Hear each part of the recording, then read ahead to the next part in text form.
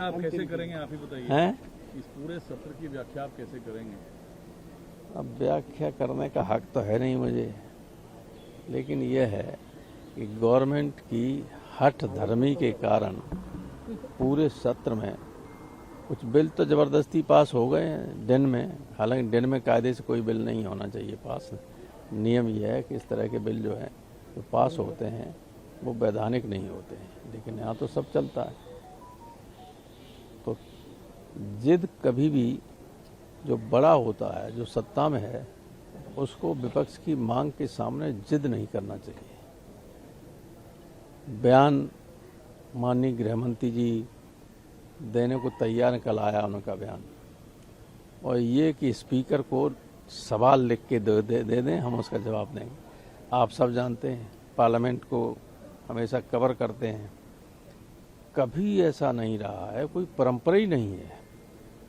हमेशा कन्वेंशन और मान्यताएं ये रहीं कि मिनिस्टर बयान देंगे, स्टेटमेंट देंगे, और एमपी लोग सारे दलों के जो पूछना चाहता है वो क्लैरिफिकेशन पूछेंगे समय के सीमा के अंदर का।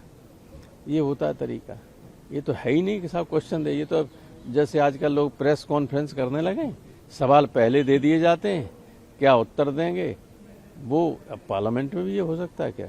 विपक्ष इस बात को स्वीकार ही नहीं कर सकता, चाहे जितना सत्ताधारी दल के लोग कहें विपक्ष भाग रहा है, विपक्ष भाग रहा है। अरे तब परंपराएं रोज तोड़ोगे तो हम उसके भागीदार थोड़ी बनेंगे। आज भी मैसिव प्रोटेस्ट यहाँ हो सकता है सत्ता पक्ष की तरफ से, विपक्ष की क्या योजना है? विपक्ष की तो रोज की तरह है ही योजना।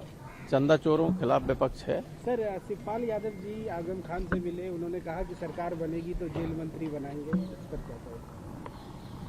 तो अच्छा है, मिलने गए और सरकार बनेगी। उन्होंने कहा जेल मंत्री छोटा पद होता है, बड़े मिनिस्टर रहे होता हमेशा। सर, एक सवाल और है। महाराष्ट्र में टैक्सी चालकों और रिक्शा चालकों के मराठी भाषा अनिवार्य है। 15 तारीख तय सीमा कर दी गई। वहाँ पे उत्तर प्रदेश, बिहार के काफ़ी ड्राइवर है, तो क्या कहेंगे आप, कैसे देखते हैं? इस देश का कोई आदमी सहमत नहीं होता। किसी गवर्नमेंट को ऐसा नहीं करना चाहिए, कभी ऐसा नहीं करना चाहिए। इस देश की विशेषता है विविधता में एकता, यूनिटी एंड डाइवर्सिटी।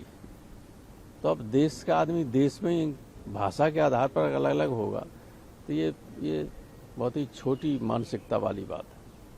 शुक्रिया सर।